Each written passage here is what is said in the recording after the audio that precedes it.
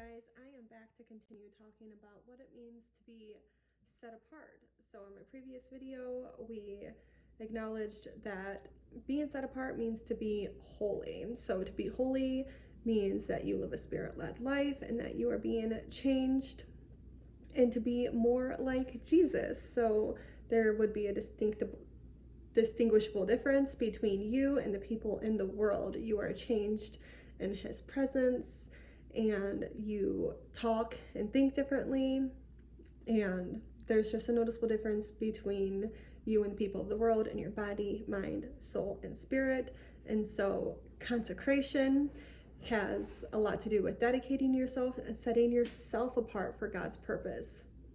So this also takes an act of being changed, body, mind, soul, and spirit, but consecrating ourselves sets us up for God to do exactly that. So when we consecrate ourselves, we offer ourselves to the Lord as a living sacrifice. And this is what Paul urges us to do throughout the New Testament, so that we would live a life worthy of the calling. So God's higher purpose is a big deal, and that's where we want to be, guys. And we cannot get there if we are living in sin, in our worldly ways, living for ourselves, making choices for ourselves based on our own thoughts, desires, and so on. So consecration has to do with dedicating ourselves to God's way, and His way is always better than ours.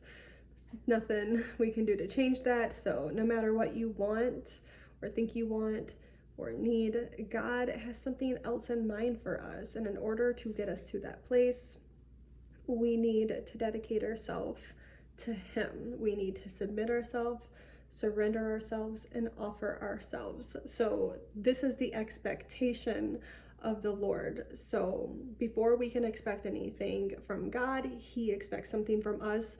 And this is it. This consecration, this living set apart, living a holy life, this is the expectation of the Lord. But in return, we can expect to be aligned with His will and to walk into our own personal promised land. So in Joshua 3:5, Joshua tells his people right before they enter the promised land, they know where they're going. They know that they're going to be there soon. So it's like the day before, and Joshua tells his people anyway to consecrate yourself, for tomorrow the Lord will do amazing things among you.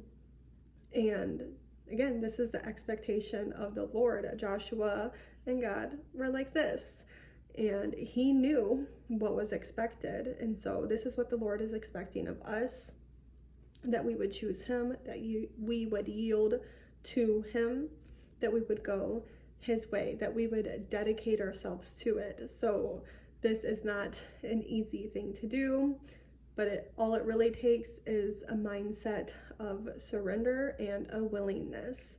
So you can start by consecrating yourself for a couple days. Sometimes that might lead to fasting. A lot of people associate consecration with fasting, and yet they are not the same thing. I'll do a video on fasting next, actually. That'll be my last video, I think, in this series on being set apart. But consecration is different because it's not just about food in your body. It's about your mind, your body, your soul, and your spirit. So it's truly giving yourself away completely to the Lord, that He would be able to change you and use you. So I want to encourage you today to consecrate yourself so that you can align yourself with the Word of God and His greater purpose for you, because again, His way is always going to be better than ours. And it's a pretty big deal to walk into your purpose, because so many people in the Bible did not, and so many people today aren't. And it's really sad if you think about it, because we live in a world with like billions of people, and who is happy? Who is free from sin? How many people are free from depression, anxiety? Who is delivered from the bondage of their past and their trauma, actually? So the Lord, He came and died that we would have these things. In an instant, when He died, it was done. And yet we are not walking in it. We're not accepting what Jesus died for us to have, because we are not yielded to Him.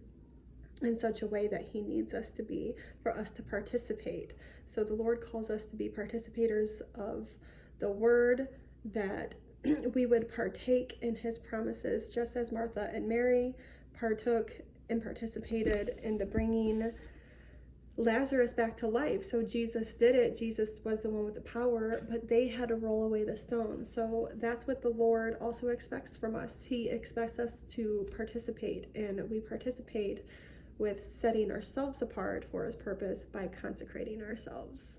So again, I hope this is helpful for you, and I hope that you make that choice today, that you would consecrate yourself for the Lord's greater purpose, and that you could walk it out and be one with him, and help bring his kingdom come to the earth. It's going to happen no matter what, but we can either be the partakers and the people yielded to the Lord, manifesting his glory, or we can be on the other side of that, trembling and fear, because again, it's going to happen no matter what. So be one with God, go his way, consecrate yourself today. Bye.